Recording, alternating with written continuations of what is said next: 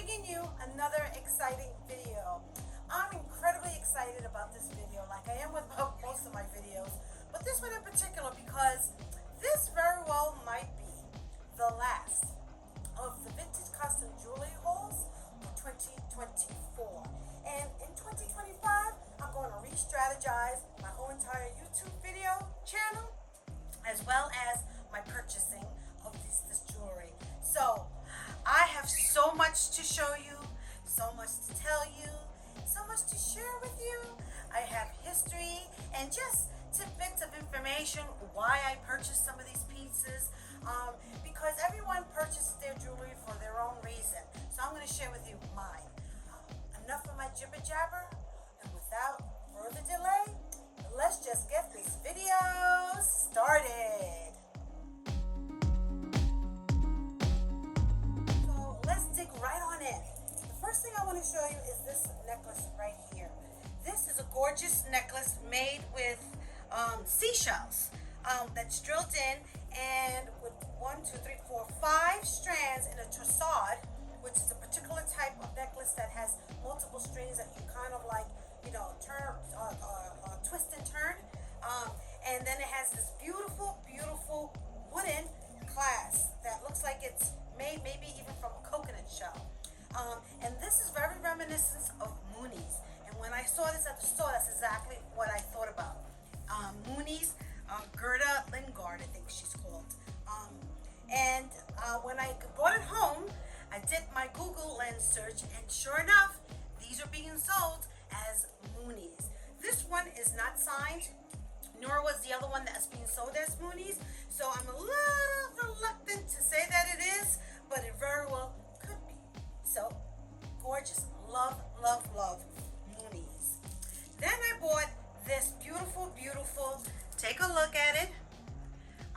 This is a cloisonne, and every time I see these vintage cloisonne necklaces in beautiful colored patterns, I always scoop them right up because I have a huge collection of this type of jewelry, and one day I would like to show them to you.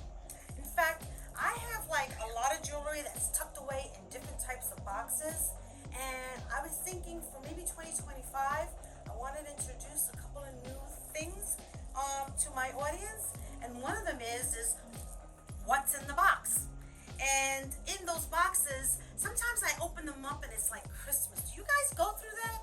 Where you have your jewelry stashed away? I have so much jewelry and I pick it up that I forget what I have. And when I go looking for things, which is a big chore for me, I go into the boxes and surprised when I see what's inside. So I'm going to do a series called What's in the Box. Here is a fabulous, fabulous bracelet. This is Indian and it has all these different types of agate stones. And this bracelet is called a macara or macara. We say macara in Spanish, which means masks, but I don't think that that's what this was meant to be.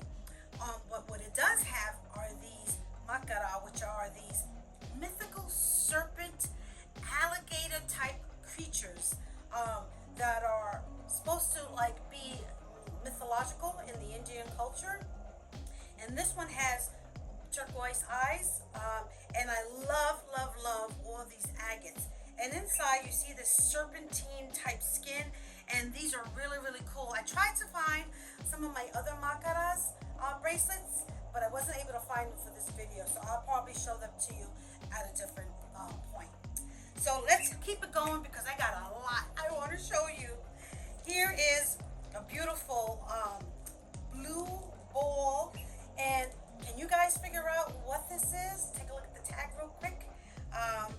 If you guys can figure this out, you guys know that I love myself some J. Crew. I think that J. Crew is going to be the future vintage. The stuff that they make is incredible. It's 18 karat plated, it's sturdy, it's heavy, it's gorgeous. This is a very sublime version of J. Crew jewelry. But anytime I find things like this that can be worn beautifully, I always scoop them right up because I know 10, 20 years from now, this is what people are going to be looking for. Then I found this DKNY actually be a necklace. I think it could even be worn as a belt. The interesting thing about this necklace is that I was coveting some DKNY vintage jewelry. I almost bought the earrings to this, even before I found this in the thrift store. So when I walked into the thrift store and I see it behind the counter, I knew exactly what it was. She didn't even have to show it to me. I knew I was going to scoop it up, and I got it for a steal. This type of vintage necklace is very big for 2025. The gold, big, bold, and beautiful. More in the 80s. This I would say is more 90s, but it's like 80s going into the 90s. And so I love the bottle. We used to play Skelsies when I was a kid, so that's what this reminds me of. Gorgeous find. Then I have here a gorgeous necklace, and when I looked at it real closely, I realized it said Monet. So this is a Monet layered piece. But the reason why I always scoop these up when I find them, there's a couple of reasons why. I buy them because of the layering ability of them, and in 2025, the trends are going to be lots and lots of layers. But I also buy them because I'm always creating these charm necklaces out of different bits and pieces, bobs and charms, and just things that I find along my way that has like maybe an earring that lost its pair. And I make these necklaces, and this would be perfect to make an incredible charm necklace because of the little sturdiness of the chain and the little holes. Then I went into the city for the Chelsea flea market, and I found this coveted piece. I've been wanting this piece for the longest time, and I have several pieces in this collection, and this is an actual book piece, almost like a tie, but also this is very reminiscent of the 1970s, I would say. This is one of those tassel necklaces. It has this little hook here, and you hook it on, and what I love about it is that you wear this in the front, this part here, and then this dangles in the back. So it kind of forces you to wear it like an updo.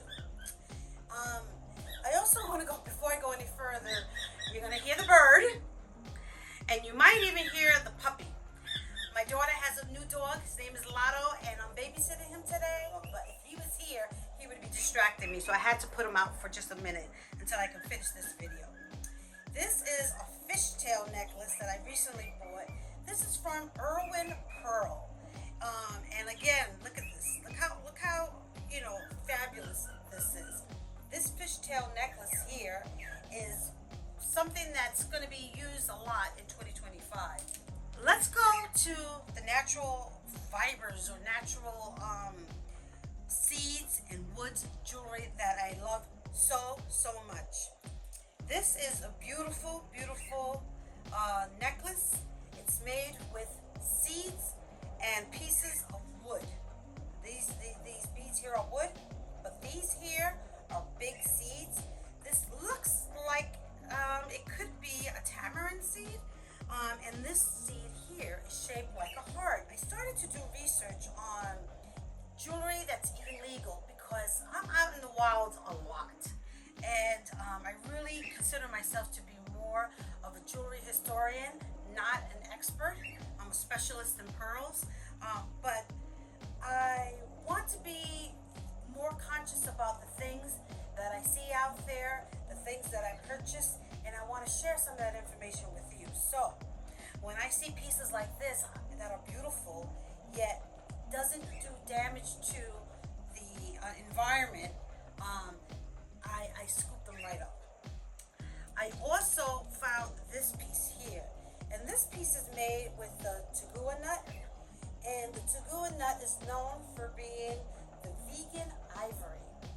And so the nut is pretty substantial. If you want to get something that looks like ivory, that you can carve very similar, that has the look and feel of ivory, a Tagua nut is the perfect thing to purchase. And these are getting more and more popular because people who are very conscious about the environment are starting to appreciate this type of jewelry. Here is another Tagua nut necklace. I showed this to you in the past. This one is very, very colorful. This one is a little bit more sublime. It is more, subdued with the colors. But look, it actually looks really good together, I would say. I also found this piece here, and what I like about this piece is, it's almost like a jigsaw puzzle. I saw this, I knew it had to open up. I just had a feeling, just the way it was designed. But I couldn't figure out how to open this up. And so when I went online and I did a Google lens, I realized that it opened up this way, just like this. And this is made by Tova of Beverly Hills. And then you could just flip this over like this. So you can wear it this way, or you can turn it around and wear it this way. Let's talk about the elephant in the room. I am a huge book collector. As you can see, I have these fabulous books. And these books that I collect are based on jewelry. So whether it's the material, how it's made, different eras, different styles. This was called Silver Treasures Land of Sheba. This is Julian Rhinestones. So they cover the gamut. And I have hundreds and hundreds of books that I have throughout my entire apartment. And it's getting to be a bit much. This one's called the Traditional Jewelry of Egypt. Some of my books are not jewelry based, but they're based on specific people that are jewelry collectors and lovers like myself. I love books because when I'm in a doctor's office or I happen to take the subway, I usually take one of these smaller books, throw it in my bag, and I read them while I'm on the train. And I use them for reference. They give me ideas, and I want to share more of my books with you for 2025, and that's my goal. I also do a lot of shorts videos these days. I've been posting at least 4 to 5 shorts a week. Let me know what you think about my shorts, if you really enjoy them. And I want you to do more content. One of the things I do for content is I have this fabulous box that I got from the thrift store, and I write these ideas, because I have these cards in my bags, and whenever I come up with an idea, I jot them down so that I have a lot to be able to share with you. I'm never at a loss for creating content. My biggest struggle is really time, and I'm trying to work through that as well. So let's get back to the jewelry. So one of the things that I find in my travels are these bracelets that have these sayings in them, and I keep finding them. And at first I kind of thought they were lowbrow, and now I realize they're just fabulous pieces. I love quotes. I look at quotes on a daily basis, and quotes can be a good motivator. So why not put quotes on jewelry, right? This is fabulous. So this one's called The Impossible, Redefined. I love this. And so I went into my jewelry and I found a couple of more bracelets that I have. This one says, "You have to ask, you can't afford it." What is this? This one says, "Love, love, love, love, love, love, love." This one says, "I heart Giovanni." And I think Giovanni is a name brand, but it's also the name of my nephew, so I sort of picked that up for him. And this one says, "Take chances, find your passion." I love that one. That's a really good one for me right now. And I have several more of these, but these are the ones that I found. What do you guys think of these bracelets? Do you like them? Just sticking with the bracelets for a little bit, I found this one. This one is a gold bamboo styled bangle that is encased in lucite. And when I bought this, I bought it for dirt cheap, under $5. I can't remember exactly what I paid. But it wasn't until I got home that I realized this is an actual Kate Spade bracelet. They didn't see that. And so there's still treasures to be found out there in the wild. You just got to keep your eyes open. And sometimes it's not even about the designer or keeping your eyes open for particular designer pieces. Just having that eye, know that when you spot something out there, that it's precious, that it's quality, that it's fine, and that it's worth the money that you're going to spend on it. My eyes are really trained for pieces that I want to add to my collection, different spots that I need to add to my collection. I don't go out there with the idea of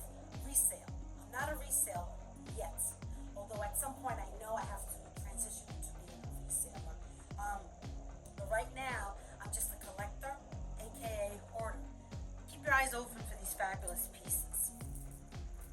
Here is a necklace that I found. It was another dirt cheap necklace. Knowing your materials. That's why I love reading those books, because sometimes I go back and I read the books on gemstones and even like books on amber, books on jade, all different types of stones out there. And it teaches me a lot. So I'm a constant learner, and the learning vehicle of choice for me is jewelry. I think jewelry contains a lot of history, stories. It opens my mind to different cultures, and that's why I love it so much. And it's beautiful to look at. I mean, you can't go wrong with looking at some beautiful jewelry. This is another bracelet that I found at a flea market for dirt cheap. And this is a very significant bracelet because this is called a Manila bracelet. And if you can believe it or not, this is the earliest currency in Africa. They used this to buy cattle, to buy crops, to buy goods. These were exchanged as part of dowries, and also this is part of the slave trade. This was used to purchase slaves. So there's a lot of history here that I'm going to share with you in another video. I really enjoy collecting these bracelets because of the cultural significance of them and their beauty, but yet the very challenging stories that these pieces contain. And I have several other bracelets that I've purchased. Look at this one. This is a brass bracelet. You can hardly even wear it. And check this out. This is the pair. So I've been collecting these different types of African currency bracelets for quite some time. This is Ethiopian, I believe. So they're made with different metals. This, I believe, is steel or some sort of white metal alloy. This here is made with copper. It's a beautiful, stunning piece that really are pieces that can be in museums. I've seen them in museums. And this here is made with brass. And there's a lot of symbolism on these bracelets. And I don't know for sure what this is made of. But I collect these because I have several books on African jewelry, and I go into my books and I read up about these pieces, and I want to start sharing these stories with you. It's nothing more special than to be able to feel these pieces, feel the weight, the textile on it, to look at these pieces and see the nuances, the different symbols that are in here.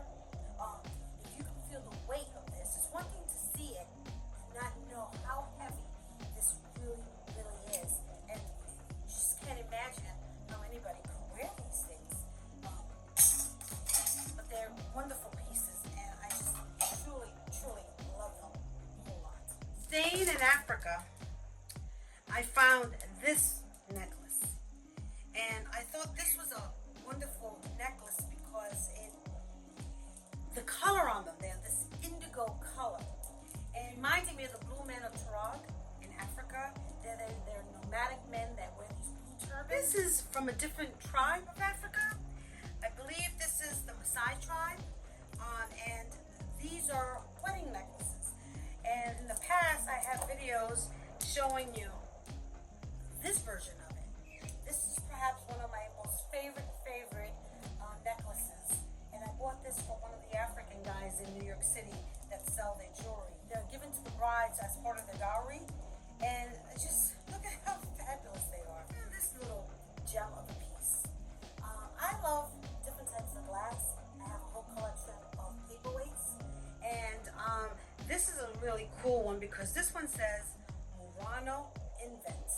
This was made in the island of Murano, and I believe that's the same place that this glass bead necklace was originally made, and then part of the African trade ended up in Africa. Although they do make these now in Africa as well, and in China, and in different countries, so this very well could have been made in Africa. I did this video on Marionette, who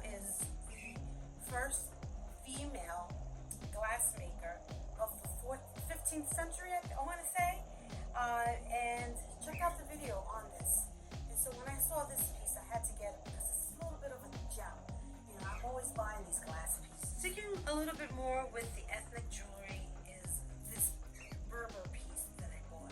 I actually bought this at an antique store in Newburgh, New York, which is about an hour or so away from where I live.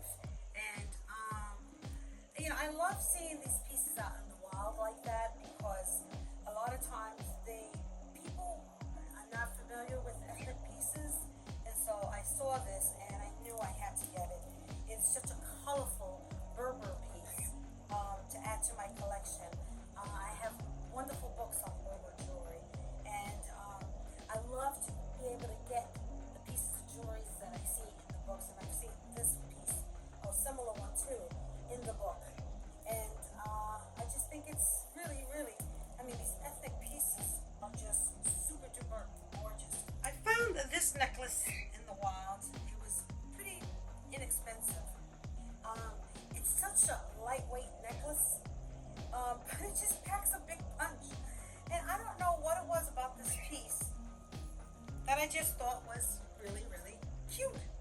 I like that, it has a little bit of a sparkle without being over the top. It could be used as a layered piece, but it's just a nice piece.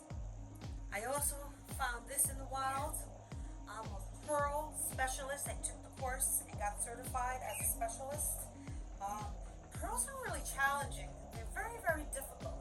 The same way I find jade to be very difficult to evaluate, pearls are not that far away from the complexities that jade has. I also find like amber very difficult too. Those are things that, I try to really, really pick up pieces to help me understand it. Now, it's too perfect. The sphere is way too perfect. But you know what, nonetheless, I just thought it was a nice piece to wear with gray. And I thought it was just really, really pretty. It's like, I just liked it. And it was the right price. And why not? Pearls are really big right now. In 2025, pearls are a big trend. And the pearls that are trendy are not necessarily the 1940s and 50s pearls. It's pearls that are a little bit funky and unusual. It's pearls like this. But I like the weight of it. It's made of glass, and this is a good imitation. And sometimes, imitation is the best form of flattery. This is an interesting bracelet. When I first saw it, I hate to say this, I thought it was a cheapy bracelet. And then when she took it out, and I wasn't even going to see it at first out of the case. And the brilliance of it is what attracted my eye. And sometimes when you see stones that sort of shine and are bright, take a second look at those types of stones. And that's what happened with this.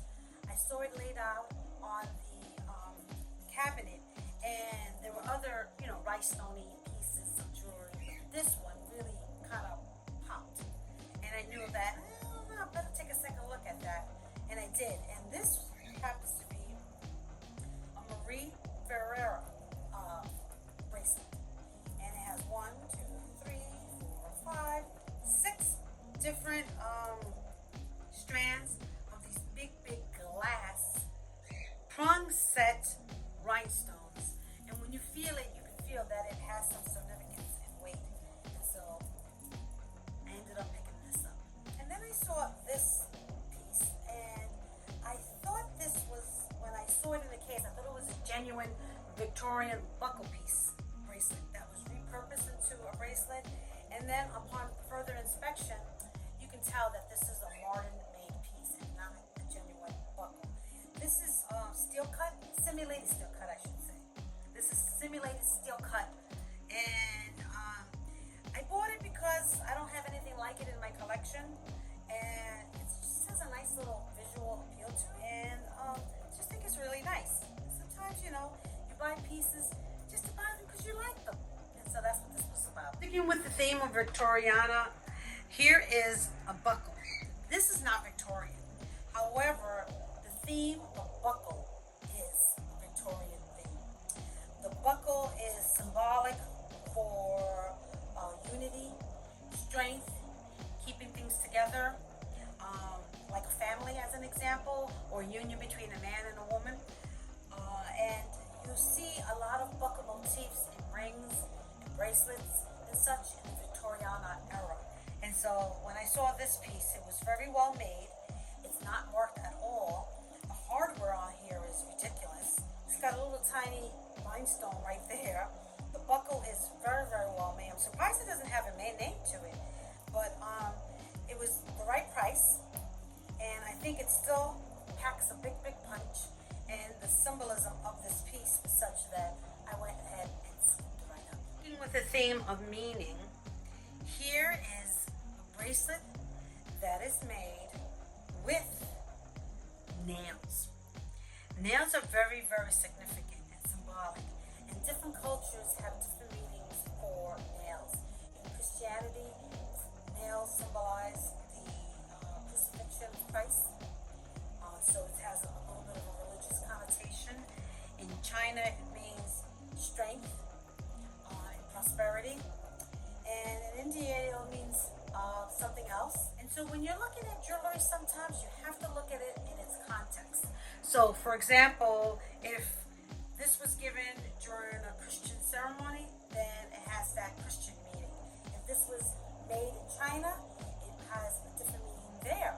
If this was made in Italy or Germany or different parts of the country, they all might have different meanings.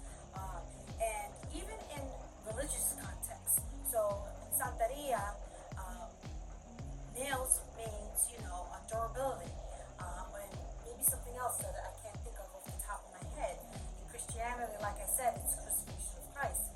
So jewelry has to be taken in its historical context to understand the meaning and symbols of these pieces. This is a really fabulous piece.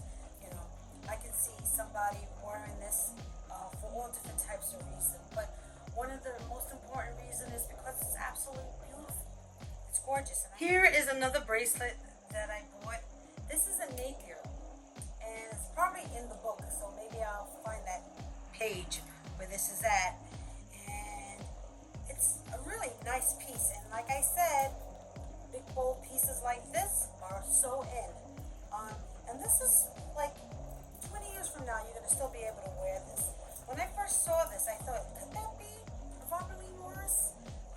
And speaking of Robert Lee Morris, he was designer for Donna Karan. But this is actually a Napier. We're almost down to the end, and this was a piece that I picked up on Etsy.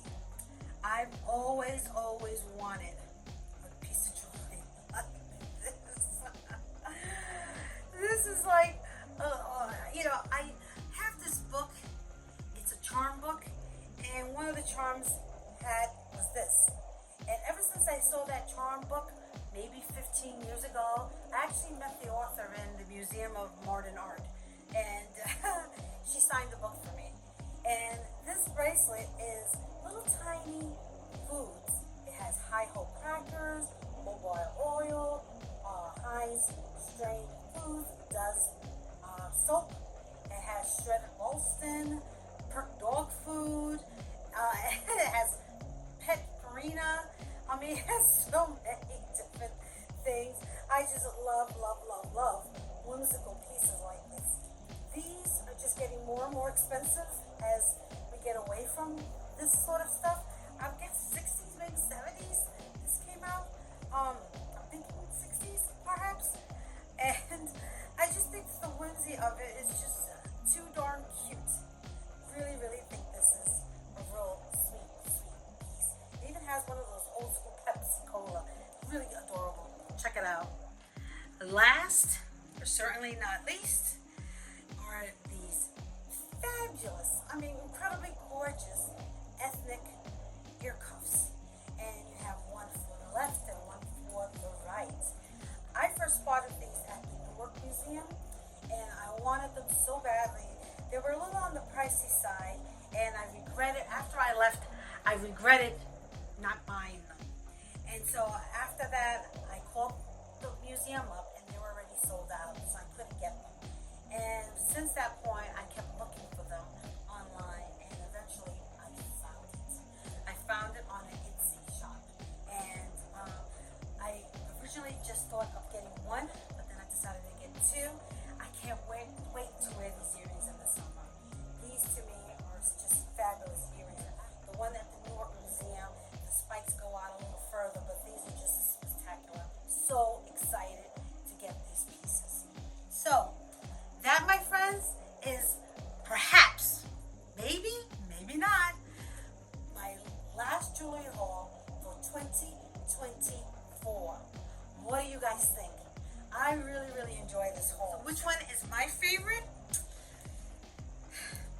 definitely these earring cuffs with the cowrie shells on them. Just love the way they're constructed. They're very, very well made. They're unique. They're stylish. Are just, I wanted them so badly for so long. I'm so excited that I actually was able to find them and get them. So definitely this. And this bracelet, the whimsy of it, the cha-cha-ness of it, the kitsch of it, the mass production of food and things like that. It has so much going on for it. And what else do I like? And believe it or not, I like this bracelet. I didn't think I was going to like it as much as I did, but I do. I really, really like this piece. And I like this nail bracelet. And I don't know if it's the Catholic girl in me. And so those are my favorite. Which are your favorite? Let me know in the comments. So I hope that you enjoyed this video. I hope to be producing more videos for you in 2025. I really want to dedicate myself to it. And just, you know, if you really like my content and you're interested in some of the things that I have going on, why don't you consider subscribing? Leave me a comment. Send me an email. Let me know what your thoughts are. I would love to hear from you. So everyone, mucho, mucho amor. And remember, always wear your beautiful vintage costume jewelry in good health. Con mucho amor. Ciao! I want to take this time to wish all of you a fabulous, happy new year. 2025 is going to be an incredible year for all of us. I just feel it in my bones. Before I leave, I wanted to show you my holiday Christmas tree covered in brooches, vintage costume jewelry brooches, and Aurora Borealis necklaces. I hope you love it as much as I did putting it together for you. And again, from my family to yours, a happy New Year's to one and all. Love you and God bless. Bye.